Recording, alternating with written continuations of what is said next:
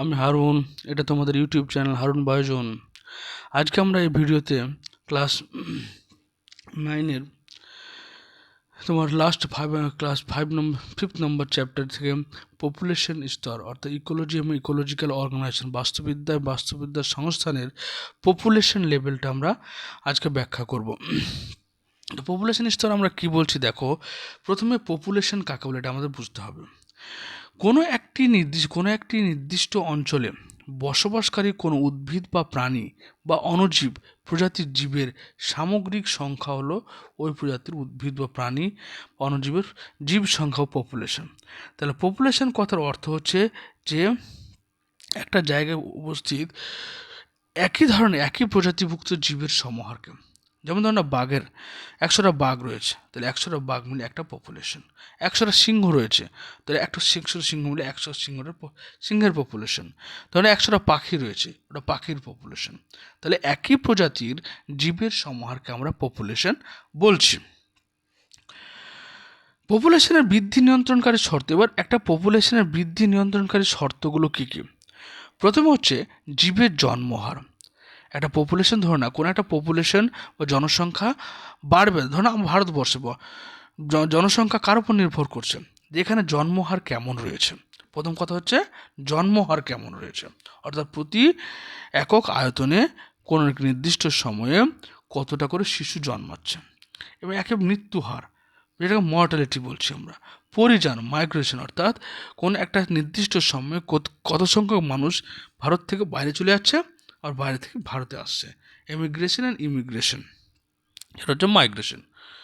এবার জন্মহার বলছে একক সময়ে, অর্থাৎ কোনো একটা নির্দিষ্ট সময়ে জননের মাধ্যমে যে সংখ্যক নতুন সদস্য পপুলেশনে যুক্ত হয়, অর্থাৎ জন্ম হয়, তাকে জন্মহার বলে।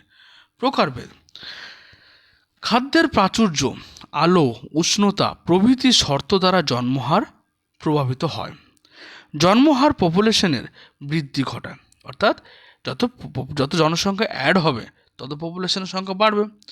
জন্মহার দুই প্রকার হয়। এক নম্বর, যে কোনো ধরনের বাধাদানকারী শর্তের অনুপস্থিতিতে একক সময়ে কোনো পপুলেশনে সর্বাধিক যত সংখ্যক সদস্য যুক্ত হয় তাকে শারীরবৃত্তীয় জন্মহার বা ফিজিওলজিক্যাল ন্যাটালিটি বলা হয়। বলছে কোনো রকম বাধা ছাড়া এটা কোনোদিন সম্ভব না। আর জনসংখ্যা বৃদ্ধি হতে গেলে বাধা আসবে, সে খাদ্যের অভাব হতে পারে, বাসস্থানের অভাব হতে পারে, বা অন্য কিছু অপুষ্টির অভাব হতে পারে, কিন্তু খাদ্যে বাধা আসবে। একে সর্বাধিক চরম জন্মহার বলা, অর্থাৎ কোনো রকম বাধা ছাড়া যখন কোনো একটা পপুলেশনে একক সময়ে যে পরিমাণ নতুন প্রজাতি বা নতুন সদস্য যুক্ত হবে তাকে বলা হচ্ছে কি ফিজিক্যাল ন্যাটালিটি বা সর্বাধিক জন্মহার, ম্যাক্সিমাম অর অ্যাবসলিউট ন্যাটালিটি বলা হয়।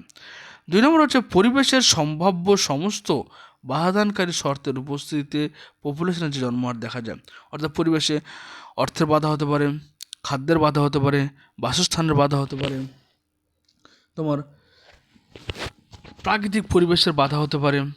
সমস্ত বাধা উপস্থিত থেকেও যে পরিমাণে জন্মায় নতুন পপুলেশন, নতুন সদস্য জনসংখ্যা যুক্ত হবে, সেটা হচ্ছে বাস্তব জন্মহার বা ইকোলজিক্যাল জন্মহার বলা হয়ে থাকে। জন্মহারকে যে সূত্র দ্বারা প্রকাশ করে সেটা হচ্ছে জন্মের বি মানে হচ্ছে বার্থ রেট বা জন্মহার। এটা NN/T। NN হচ্ছে পপুলেশনের সংযোজিত নিউ মেম্বার, এটা পপুলেশনে যুক্ত হচ্ছে তার সংখ্যাকে বোঝাচ্ছে, এবং টি মানে একক সময়। তাহলে একক সময়ে যে পরিমাণ নতুন সদস্য পপুলেশনের সঙ্গে যুক্ত হবে তাকে বলা হচ্ছে কি ন্যাটালিটি। তারপর হচ্ছে কি মৃত্যুহার।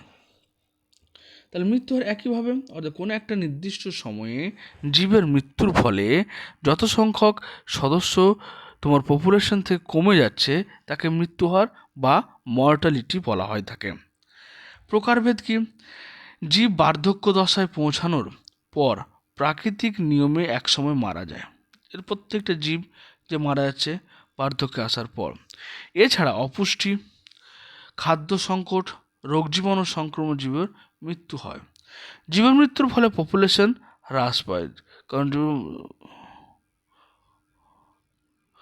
মারা যায়। মৃত্যুহার দু রকমের হতে পারে, একটা আদর্শ ও অনুকূল পরিবেশ। অনুকূল পরিবেশ মানে কোনো রকম বাধা ছাড়াই, অর্থাৎ যে সর্বনিম্ন স্বাভাবিক মৃত্যু হয়। সর্বনিম্ন মৃত্যু কখন হবে? যখন কি যে অনুকূল পরিবেশ থাকবে, কারণ অনুকূল পরিবেশে জীবের মৃত্যুটা কম পরিমাণে হয়, তাকে ন্যূনতম বা কার্যকর মৃত্যুহার বলা হয়। আর 2 নম্বর হচ্ছে পরিবেশের যত রকম একটা জীবন ধারণের জন্য পরিবেশের যে শর্তগুলো লাগে, যে বাধা বিপত্তি থাকে, সে নর্মাল বাধা বিপত্তি থাকা সত্ত্বেও জীবের যে মৃত্যুহার, সেটাকে আমরা বলছি ইকোলজিক্যাল বাস্তব মৃত্যুহার বলছি। মৃত্যুহারকে যে স্তরে প্রকাশ হয় তাহলে মৃত্যুহার, অর্থাৎ ডেথ রেট। ডেথ রেট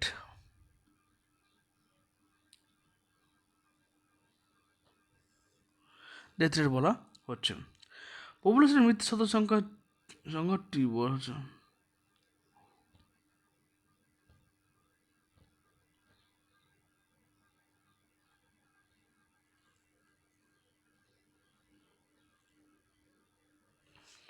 তারপর হচ্ছে এবার ন্যাটালিটি এবং মর্টালিটির মধ্যে পার্থক্য কী দেখো। তা ন্যাটালিটি মানে কি? জন্মহার, অর্থাৎ জননের দ্বারা একক সময়ে নির্দিষ্ট কোনো পপুলেশনে যত সংখ্যক নতুন জীব জন্ম হয় সেটা হচ্ছে কি তোমার ন্যাটালিটি। আর মর্টালিটি মানে এটা পপুলেশন থেকে যত সংখ্যক জীব একক সময় চলে যায়, মারা যায়, সেটা হচ্ছে মৃত্যু ঘটে।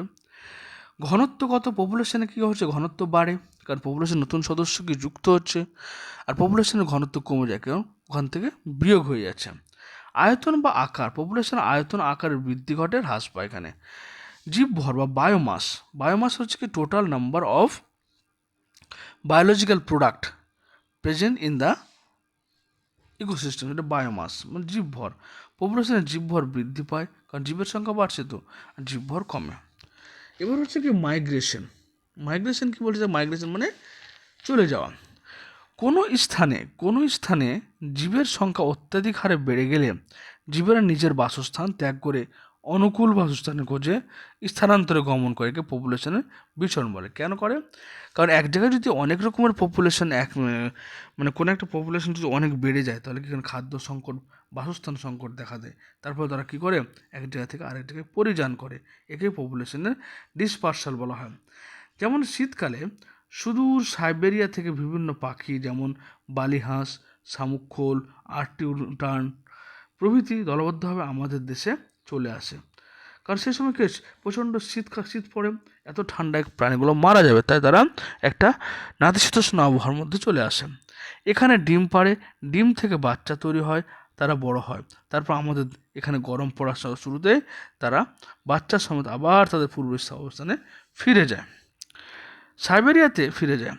কোনো পপুলেশনের অন্তর্গত জীবরা যখন দলবদ্ধভাবে দ্বিমুখী গমনে পুরনো বাসস্থান থেকে নতুন বাসস্থানে, আবার প্রয়োজনে নতুন বাসস্থান থেকে পুরনো বাসস্থানে ফিরে আসে, তাকে পরিযান বলা হয়। পরিযান মানে যেখানে আছে অনুকূল পরিবেশের জন্য সেটা ত্যাগ করে অন্য জায়গায় যখন চলে যাচ্ছে তখন সেটা হচ্ছে মাইগ্রেশন বা ডিসপারশন। পরিযানের ফলে নির্দিষ্ট সময়ে কোনো স্থানের যেমন পুরনো বাসস্থানের পপুলেশন হ্রাস পায়, আবার নতুন স্থানে কী হয়? পপুলেশন বৃদ্ধি পায়। পরিযান দুই প্রকার, একটা অভিবাসন বা ইমিগ্রেশন। বিভিন্ন স্থানে কিছু নতুন সদস্য পপুলেশনে প্রবেশ করলো, অর্থাৎ ধরে নাও ভারতবর্ষে কোনো একটা পাখি আসলো, অর্থাৎ এই পাখিগুলো বল বালিহাঁস, শামুক-খোল সাইবেরিয়া থেকে ভারতবর্ষে আসলো, তখন হচ্ছে ইমিগ্রেশন। আর ইমিগ্রেশন মানে হচ্ছে যখন ভারতবর্ষ থেকে তারা চলে গেল তখন কী হচ্ছে? এমিগ্রেশন, তখন সেটাকে আমরা এমিগ্রেশন বলছি। যখন কিছু সদস্য কোনো পপুলেশন থেকে অন্যত্র গমন করে পপুলেশন হ্রাস ঘটায়, তাকে প্রবাসন বলা হয়। এবার দেখো একটা জনসংখ্যা কীভাবে বাড়বে বা কীভাবে কমবে।